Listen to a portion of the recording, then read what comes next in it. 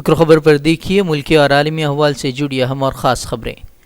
Lock down میں نرمی کے باوجود یو پی حکومت کی طرف سے مسجد میں باجماعت نماز میں 5 افراد کی قید لگانے کو مولانا محمود مدنی نے غیر منطقی فیصلہ قرار دیتے ہوئے اسے غلط اور غیر مناسب ٹھہرایا ہے۔ انہوں نے سوال کیا ہے کہ جب شاپنگ مالز، بازار، یہاں تک کہ سرکاری دفاتر اور ٹرانسپورٹ میں افراد کی کوئی قید نہیں تو عبادت خانے میں اس طرح کی قید لگانے کا کیا جواز ہے؟ انہوں نے حکومت سے فیصلے پر نظر ثانی کی اپیل کی ہے۔ ہندوستان میں کورونا انفیکشن کے یومیہ اعداد و شمار میں مسلسل اضافہ ہوتا جا رہا ہے۔ ایک دن میں نئے کیسز سامنے آنے اور اموات دونوں ہی معاملوں میں کورونا نے ہندوستان میں نیا ریکارڈ قائم کیا ہے۔ گزشتہ 24 گھنٹوں کے دوران تقریباً 10,000 نئے معاملے سامنے آئے ہیں جبکہ 357 لوگوں کی موت واقع ہوئی ہے۔ وہیں اب ہندوستان میں متاثرین کی تعداد بڑھ کر 2,86,589 ہو گئی ہے جبکہ 8,102 افراد ہلاک ہوئے ہیں۔ اب جموں کشمیر انتظامیہ نے کشمیر کی آزاد صحافت کا گلا گھونٹنے کے لیے نئی میڈیا پالیسی کا اعلان کیا ہے۔ 2 جون کو جاری جموں کشمیر کی نئی میڈیا پالیسی کے مطابق سرکار اخباروں اور دوسرے میڈیا چینلوں پر آنے والے مواد کی نگرانی کر یہ طے کرے گی کہ کون سی خبر فیک، اینٹی سوشل یا اینٹی نیشنل ہے۔ ایسا پائے جانے پر متعلقہ ادارے کو سرکاری اشتہار نہیں دیے جائیں گے، ساتھ ہی ان کے خلاف قانونی کارروائی بھی کی جائے گی۔ کشمیر میں گزشتہ چند ماہ میں پولیس نے کئی نامور صحافیوں کے خلاف محض ان کی پیشہ ورانہ ذمہ داریوں کے لیے ان پر انسداد دہشت گردی جیسے سخت قوانین کے تحت مقدمات درج کیے ہیں۔ صحافیوں کا الزام ہے کہ انہیں ان کی خبروں کے لیے پولیس اپنے دفاتر میں طلب کر اکثر پریشان کرتی ہے۔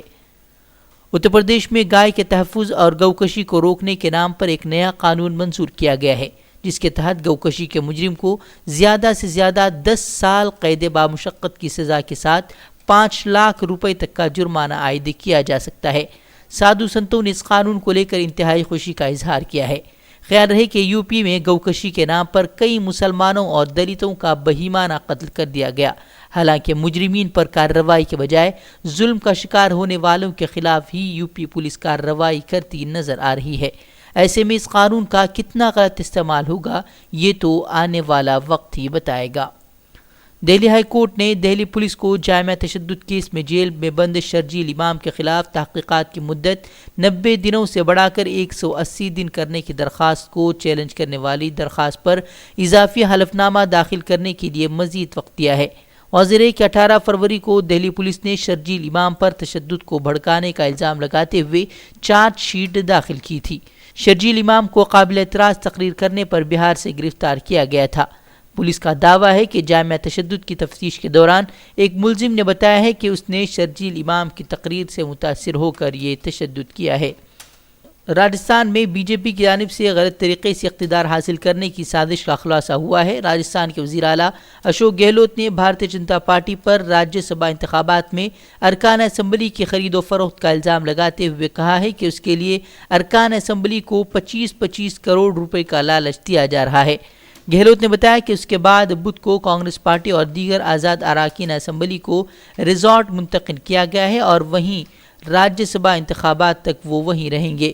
انہوں نے کہا کہ پہلے گجرات اور مدھیہ پردیش میں مودی نے جمہوریت کی دھجیاں اڑاتے ہوئے خرید و فروخت کا کھیل کھیلا اور اب راجستھان میں بھی اس کی تیاری کی جا رہی ہے۔ لاک ڈاؤن میں کورونا کے نام پر سوشل ڈسٹنسنگ کی بات تو کی گئی تھی، لیکن سوشل ڈسٹنسنگ کے نام پر ایک سماج کے طلباء کے ساتھ ہی دوم درجے کا سلوک کیے جانے کا شرمناک معاملہ پیش آیا ہے۔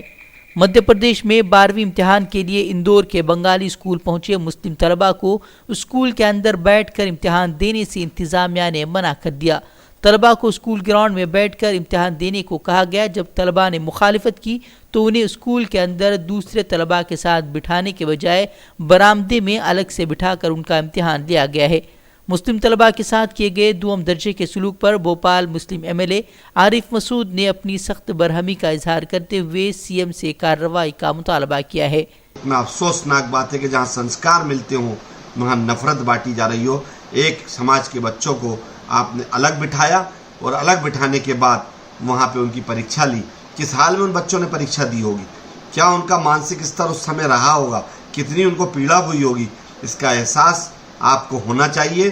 جو اندور کی گھٹنا ہے تتکال اس پہ آپ سنگیان لیں اور संज्ञान लेने के बाद जिला शिक्षा अधिकारी के खिलाफ तत्काल कार्रवाई करें और साथ ही में उस स्कूल प्रबंधन के खिलाफ कार्रवाई करें। ऐसी मैं उम्मीद आपसे करता हूं कि इस समय में भेदभाव के बजाय आप मध्य प्रदेश के मुखिया होने के नाते निर्णय लें और उन बच्चों को इंसाफ दें जिनके साथ नाइंसाफी हुई है। वहीं एमपी बीजेपी के नायब सदर रामेश्वर शर्मा ने इल्ज़ाम लगाया है कि कांग्रेस उसको नफरत का रंग देने का काम कर रही है।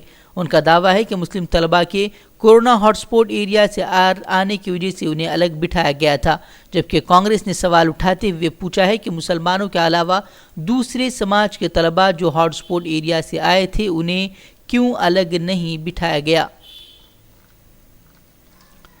CAA मुखालिफ मुजाहरों के दौरान पाकिस्तान जिंदाबाद का नारा लगाने वाली 19 साला तालिबा अमूल्या को बेंगलुरु हाई कोर्ट ने जमानत देने से इनकार किया है।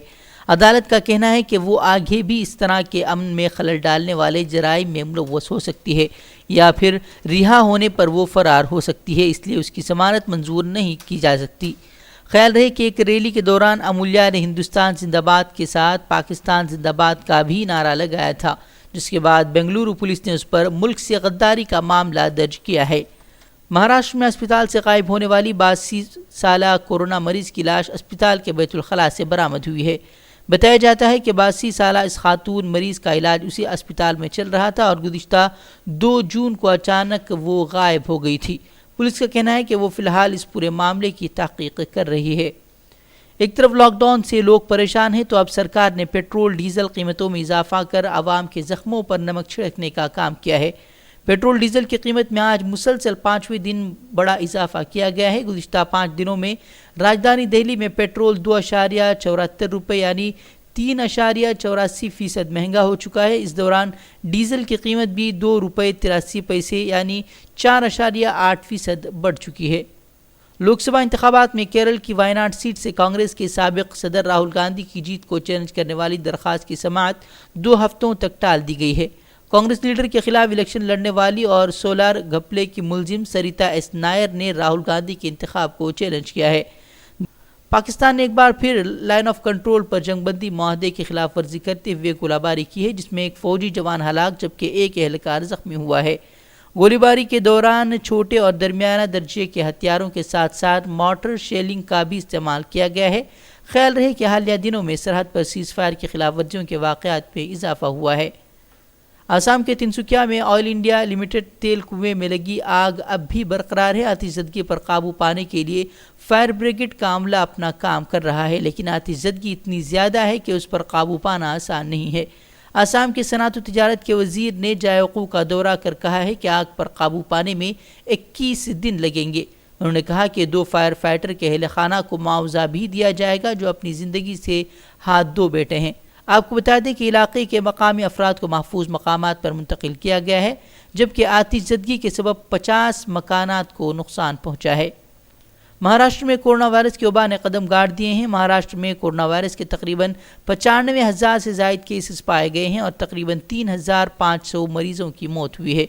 वहीं वज़ीर आला उद्धव ठाकरे ने इंतबाह देते हुए कहा है कि अगर लॉकडाउन में नरमी से ख़तरा पैदा होने लगा तो हुकूमत दोबारा लॉकडाउन नाफिज करने पर मजबूर हो जाएगी। ओवैसी की पार्टी AIMIM ने बिहार असम्बली इंतखाबात लड़ने का ऐलान किया है। पार्टी 243 असम्बली नशिस्तों में से 32 नशिस्तों पर अपने उम्मीदवार खड़ा करेगी। AIMIM ने यह भी कहा है कि वो हम ख्याल जमात के साथ इत्तेहाद करने के लिए तैयार हैं। ख्याल रहे कि बिहार में 2020 के अक्टूबर नवंबर में इंतखाबात होने वाले हैं।